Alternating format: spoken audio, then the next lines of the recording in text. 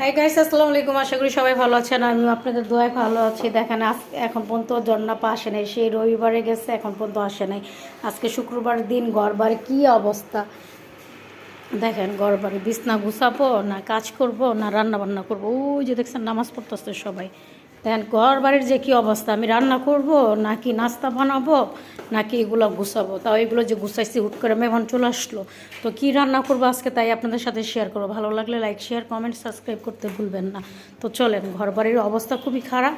তারপরে দিক দিয়ে রান্না বাড়ি চলতেছে, কাজ করতেছি মানে এক হাতে। দেখেন কি কি রান্না করছি। ভাত রান্না করলাম, ডাল রান্না করলাম, গরুর মাংস বসাই দিলাম, প্রায় হয়ে গেছে।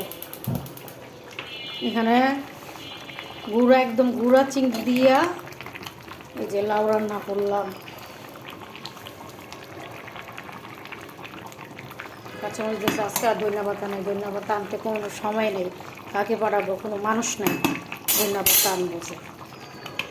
তো এখানে যে গরুর মাংস নতুন আলু দিয়ে রান্না করছি, তাই আপনাদের সাথে শেয়ার করে কি করব। আমার আপনারা ভালোবাসার মানুষ, আমার আপনাদের সাথে শেয়ার করবো না তো কার সাথে শেয়ার করবো। দেখেন কী অবস্থা, ঘর বাড়ির যে অবস্থা ছিল। আর এইটা কয়েকদিন পর পরে এই মাঠে কালকে ঘাস তুলে ঘাস উঠায়, ঘাস তুলে এই যে ঘাস উঠায়, এই কামই, কোনো কাম নেই। দেখলাম আঙ্কেলরা পয়সা পয়সা। যাই হোক, কথা না পারে। এই যে দেখেন এখন এই ভাজি কাটতে হবে, আলু ভাজি করতে হবে। এইগুলো হইতে হইতে এগুলো কাটে ফেলি। তো আপনারা দেখতে থাকেন আজকের ব্লগটা, আশা করি ভালো লাগবে। তো মাশাআল্লাহ লাউটা এত ভালো ছিল, যে সুন্দর একটা কালার আসছে, লাউটা সিদ্ধ হয়ে গেছে। আর সাথে আমার গরুর মাংসটাও খুব সুন্দর রসুন দিয়েছি, এই দেখছেন খুব সুন্দর হয়েছে মাংসটা। আর এখন পর্যন্ত দেখেন আলু ভাজিটা একটাই শেষ করতে পারতেছি না, কি বলবো। তো আজকে এই পর্যন্ত শেষ করলাম। ভালো থাকবেন, ভালো লাগলে লাইক শেয়ার সাবস্ক্রাইব করতে ভুলবেন না।